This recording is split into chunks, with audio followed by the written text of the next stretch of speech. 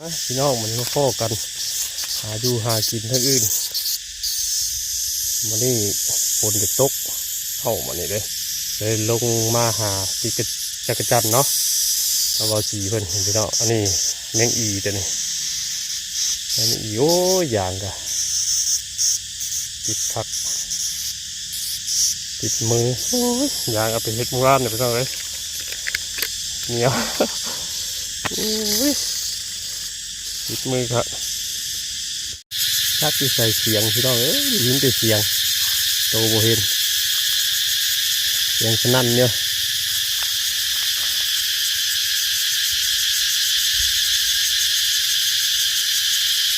เลยเนาะต่ำๆหนึ่งพี่น้องเลยมันนี่มันโบเดะนี่ได้แล้วตั้งเฮ็ดเอาเองมันติดประไดได้แล้วพี่น้องเลยเขามาได้2-3 ตัวจำห้องหลายครับหมดใส่กันเงี้ยตาบดีกับโบเห็นนิดหน่อยห้องเสียงสนั่นเลยที่ใส่เบิ่งกัน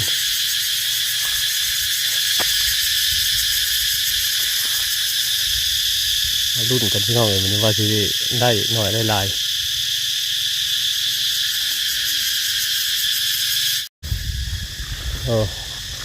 หาทางเข้าก่อน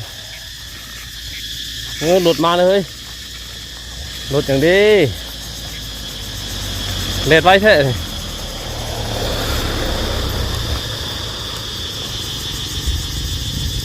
โอเคยังไง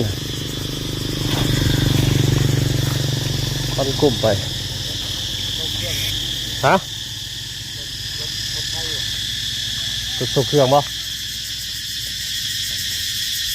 ส่งเครื่องคนมาจะหาเงินเนาะเสียงห้องเชี่ยวเห็นว่าสิโอ้มันอยู่ต่ำเลยนะโอ้ยสิจันนี่อยู่ต่ำเนาะนี่เรียบร้อยใส่สมาธิใส่โคมมันย่ำมือกับชัดชันสิดีพี่น้องรอโคกหากินทุกรูปแบบนะหากินตามเราดูพี่น้องเลยไม่ต้องเลือดรอดกับยายไม่ต้องซีเรียสกับชีวิตดูวัดนอกวันหน้าเฮานี่แหละทางเข้าเอาพุ่นบ่มีบ่สิบอกคือกันเด้อตาปลาดีเด้อปลาจันไปอยู่จับเนาะสีเนาะจับเนาะไม่เงาบาดนอนเนาะปีนแล้วป่ะปีนแล้วเนาะมันยาห้องอยู่ที่ร้อนบ่มีได้ปลาจันร้ายพี่น้องเลยนี่ได้กี่ตัวเลย2 4 6 7 ตัวเลยพอกินเนี่ยนี่ก็ได้ตำใส่ผงม่วงมานี่แซ่บโอ้ยใหม่เพื่อพากันเอาเงาครับจนสั้นแต่ครึ่งใหม่ก็พอเองนะน้องกับป้ามาบึงการทำมาหากินพี่น้องเอ้ยอยู่บ้านนอกบ้านนาเขาบ่ต้องซีเรียสกับชีวิตข้างในก็ไปปลานี่ก็ลายได้สิเนาะ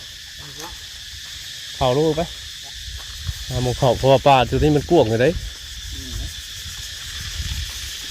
หามองเข่าหนึ่งนะนี่คือคักแค่หัวอ่ะตัวนี้ว่าสิรักเลย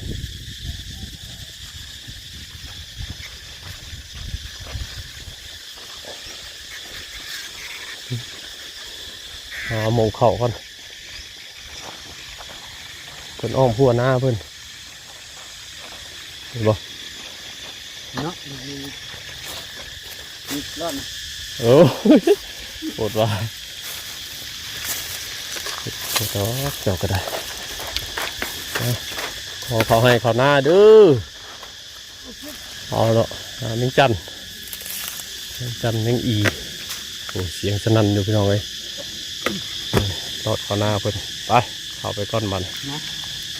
แม่นยำพี่น้องเอ้ยไม่เงากับมันอยู่ป่าหกไงต้องแม่นยำคักแน่แล้วจังได้มันต้องใส่สมาธิคักแน่มือก็ได้ง่ายนี่จะสั้นนี่แหละพี่น้องเลยหากินตามป่าตามดอนไปติดจักรจันทร์เนี่ย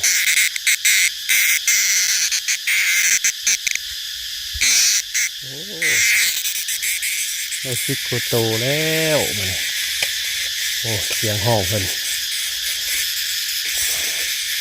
ต้องความแม่นยำน้ำแล้วก็ต้องตาดีน้ำเสียงห้องเชี่ยวอยู่หาบ่เห็นตัวมันน้อยเนาะแล้วก็หกอยู่ในป่านี่ก็มันมีไม้ให้ยาวบานไม่ก็ไม่ยาวเข้าไปเนี้ย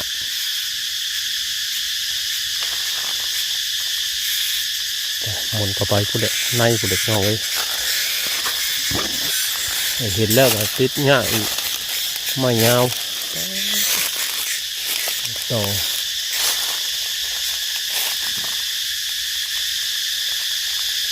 มันแคบ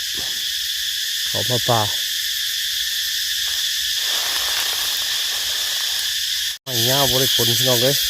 จนได้ตัดไม้ออกอีกแต่พอติดได้ไงไม่ยาวเกินมันไปเงี้ยตัดไม้ออกอีกมันกินไม่ไปบอกมามันคัดกันเลยตัดไม้ออกอีกมีแต่ว่าตูใดมันสูงก็แม่นได้ป้าปล่อยเพราะว่าเป็นจันมันก็อยู่ต่ำแล้วก็มันก็หกเกินแล้วก็ไม้ให้ยาวมันก็เลยบ่ได้เที่ยวไปเวียนมาอยู่มีแต่ไม้ของกันไม้ชันบาดเนี่ยเปลี่ยนเป็นไม้ชันแล้วเบิ้ง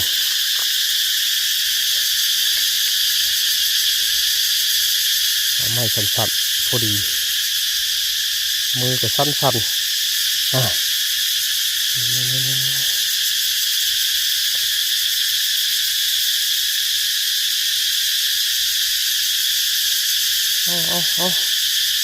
ไปกลับมาอยู่ไม่สั่นได้ผลเนาะไม่สั่นกันได้เนี่ยไม่เงาเกะกะตาไม่ลายโตเลยครับโอ้ยก็ได้ชิดตัวโตนะอะไรหายกันมากเนาะมันว่าสิลงหัวใช่ไหมแต่ว่ามันอากาศมันก็แบบหนาวเลยพากันเข้ามาทางนี่เนาะไม่จะไปรุดกันพี่น้องทางหัวกูแหละมันนี่หาขึ้นโคกขึ้นป้าก่อนอยู่หากินตามธรรมชาติบ้านนอกบ้านนาเฮาพี่น้องมาต้องซีเรียสกับชีวิตเนาะนี่ยังก็กินไปตามฤดูมันพี่น้องเลยพาพี่น้องมาติดจักรจันทร์แล้วก็มาฟังเสียงจักรจันทร์น้ำกันพี่น้องเลยเนาะไม่ได้บรรยายหลายพี่น้องเลยเอาธรรมชาติล้วนๆมาฝากมาเนี่ยแต่ธรรมชาตินี่แหละติดใกล้เช่นนั้นเลยเดียวตรงนี้จะให้เบิ่งอีกว่าในหลายจำใดพออยู่พอกินนี่ได้อีกแล้ว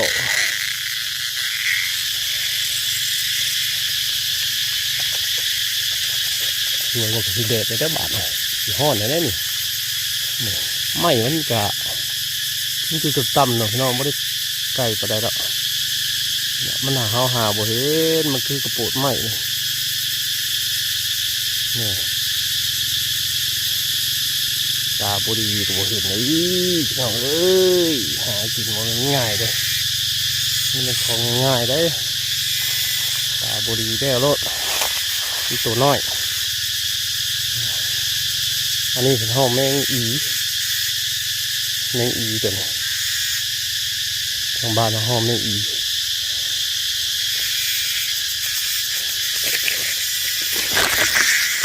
เงี้ยตัวนี้ใส่ได้ทั้งปลาใส่ได้ทั้งจันเงี้ยมันนี่เอามาใส่จักรจันทร์เมื่อก่อนเอาไปใส่ปลาโอ้บ่จะได้มันหน่อยเอ้ยมันบ่จะอยู่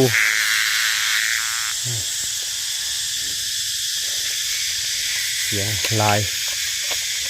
ที่ว่าเพิ่นอยากเฮเปว่าจังไดบุรักบ่เด็ดเขามันบ่อยู่ให้ติดนะ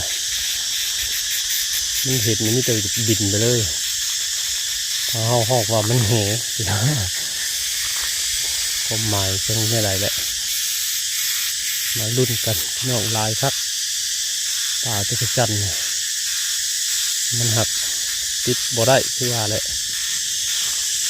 โอ้ฮ้อนพี่น้องเลยมื้อเช้านี่ว่าสิบ่ฮ้อนปานนี้คิดว่าสิไปลงน้ำแล้วพอดีว่าบรรยากาศก็สิเย็นก็เลยโจ๊ะชวนว่าสิเพิ่นออกมาที่จักรจันทร์ไปคนละทางกันมาดินกันพี่น้องเลยมันว่าสิที่แน่ๆก็ต้องได้กินอยู่แล้วล่ะพอตรงไงก็ได้เกือบเช้าโตเลยมาต่ำใส่ม่วงน้อยเปลี่ยนกินตามฤดูมันฤดูอย่างก็ต้องได้กินอย่างนั้นอึดอยู่อึดกินพี่น้องเลยถ้าเฮาดุเนาะดุมันขยันหาขอบริสุทธิ์มูกุมปากกุมท้องพร้อมให้ครัวหมไปหาก็มีแต่ซื้อเทซอยก็โย่หมไหวมันน้ำจักรจันทร์เนี่ยก็จะบกไปหาก็มีแต่ชื่อหมูแล้วอันนี้ก็ให้แน่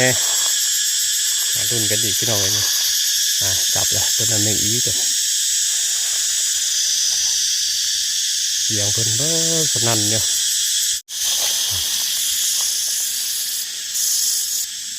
ลายก็คือมีแต่พวกแมงอีพวกนี้แหละมันคิดทอดขีดด้วยจับเตะได้ไหมห้องใกล้ๆอยู่ไหนคือบ่เห็น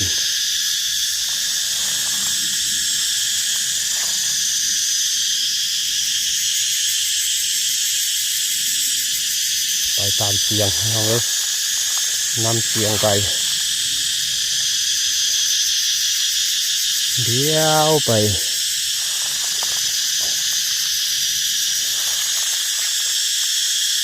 ยอมรับบ่เห็นพี่น้องเลยยอมรับว่าหลายพอสมควรแต่ว่าบ่เห็นเพื่อนเนาะห้องอยู่ใกล้ให้อยู่ไกลไปใกล้ๆบินไปจ้า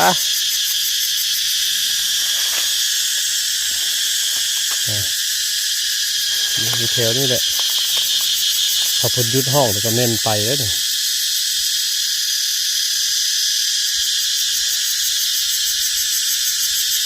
ตาลายไปเลยพี่น้องเอ้ยตาลายหูรับสักเสียงที่ใส่ใกล้ๆไงบ่เห็น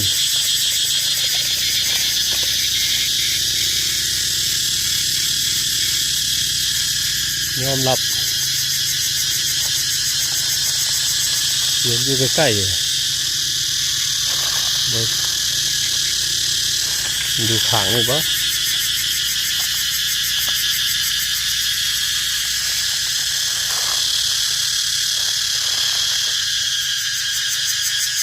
ตัว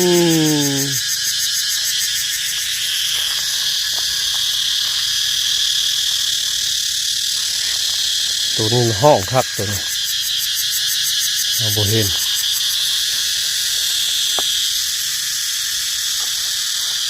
โอ้ยสร้างเป็นเสียงห้องใกล้ๆก็จะยุดได้หรือเปล่าเนี่ยยุดเดี๋ยวเงินไปก็เลยป่วยเลย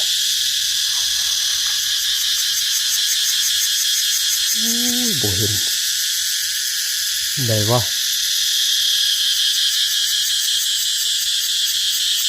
หยุดโอ้อยู่หันที่เอาไว้น่ะลำไม่จิกไม่จิกซุ่มมาให้เบิ่งเลยบ่เห็นนักเลยน่ะตัวห้องเก่งๆได้พี่น้องไว้หนึ่งน่ะห้องเก่งครับตัวนี้หาได้แต่กับบ่เห็นได้หวาน หน้าสิบได้ปะนะหาจนเมื่อยตาจนเล่เบิดเกิดสิเห็นเป็นแมงยังห้องว่าแมงอีเนาะตัวพูดไม่บอกคอยห้องต้องตาดีเท่านั้นนี่ตาต้องตาดีเท่านั้นพวกนี้มาคอยห้องกันมาคุยจักรจันตัวน้อยๆละลายเนี่ยตัวนี้มันสีแซ่บกว่าได้เพราะเนื้อมันสีแน่นกว่าพวกจักรจันพวกตัวมีอีตัวมีอีตัวมันสีฟ้าเนื้อสีบัวลายตัวนี้เนี่ยเนื้อลายเขาจะว่าตัวน้อย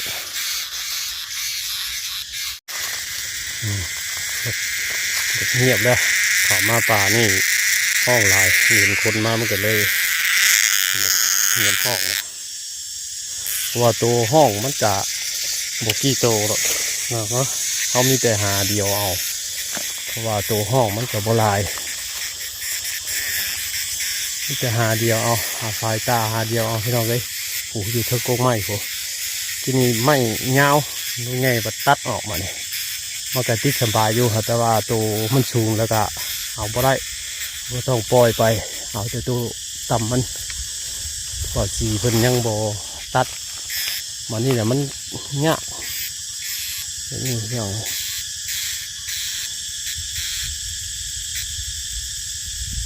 โอ้ยผูกขึ้นสูงเลยสูงก็ปล่อยไปว่าที่นี่ไม่เงาเกินไม่เงาเกินก็ติดบ่ได้อีกมันเกะกะติดพวงตัดไม่ออกตัวสูงมันได้บาดตัวต่ำมันก่อนเงียบแล้วก่อนเงียบแล้วพี่น้องเลย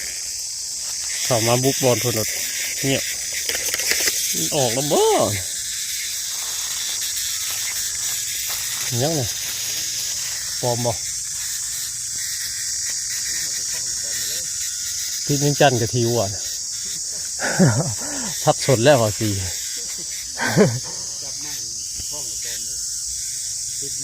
เดี๋ยวจะมือสิผ้าไปทิวแล้ว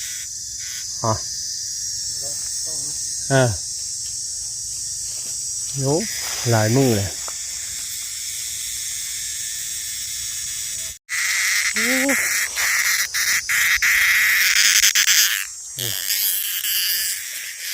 ตัวง่ายเลยเดี๋ยวมามืดหูมืดตาเด็ดกับพอดีมกเท่าเลยผมคุ้มอยู่ทางไหนชูงเลย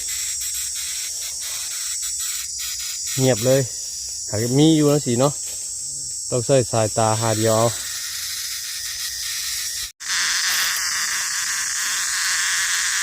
ตัวนี้ตัวน้อยตัวแม่วะห้องอ่อนหากินยากแล้วกันเลยอยาก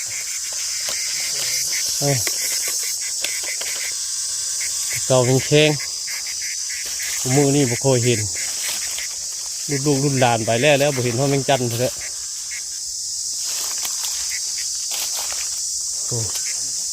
เงียบเสียงห้องก็จะนั่นแหละสวยเลยพี่น้องไว้บ้านขึ้นมาโคกว่าดิหิวน้ำห้อนบ้านมันเอาน้ำมาน้ำหมดลงน้ำหมดหนาวโอ้ลงน้ำบัดบ่อยากน้ำบ่เอาน้ำไปก็บ่ได้กินมาเปลี่ยนขึ้นโคกแล้วเบิ่งว่าใช่ไหมมันหิวเนี่ยเปลี่ยนบรรยากาศพาพี่น้องหม่นป่ามานี่หาอยู่หากินปรับเปลี่ยนไปตามฤดูกาลยามแมงจันทร์กับแมงจันทร์ลูกมันก็พอได้กินอยู่พี่น้องเอ้ยของข้านแล้วก็สุดบ่ได้กินหาไปพอกุ้มปากพอกุ้มครอบครัวแต่ละมื้อละวันพอบริสุทธิ์ได้ใจในหาแล้วก็ได้อยู่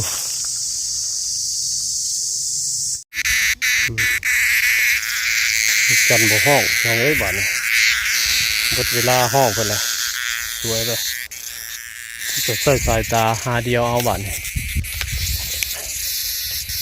สายตาหาเดียวอย่างเดียวโอ้เดี๋ยวลายเตะโอ้ลายเตะเลย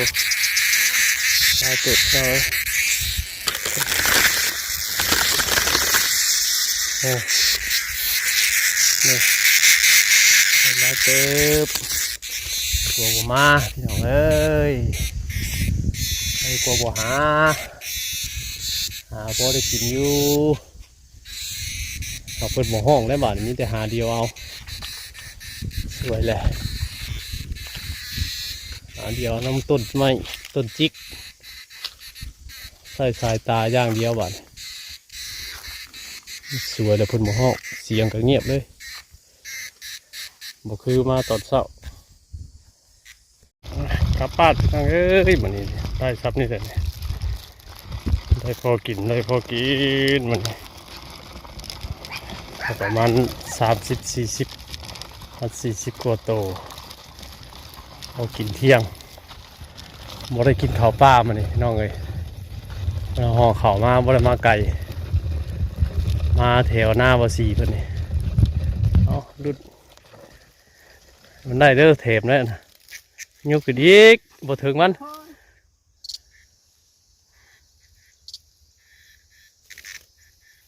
โอ้ยเดี๋ยวมันหูไม่จนสู้นี่ยังบ่ที่สามเถื่อยังบ่ถืออยู่จักสั้นที่นะมึงก็ไปพอกินเลยพี่น้องเฮ้ยมาเนี่ยมานมาทางอันโคกกับมานมาทางอันน้ำกับมานหมูแดงของ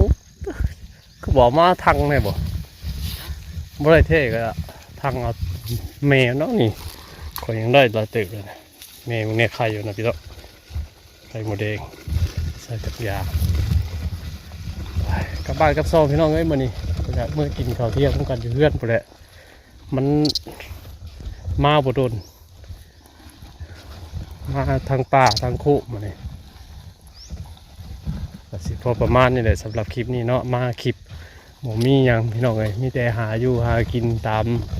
ฤดูกาลโอ้บ่สีขึ้นมาหาทางโมเดงเนี่ยนะกุ๊กบ่าเท่านี้เนาะแต่ห้างโมเดงน้าว่าสีคนอันนี้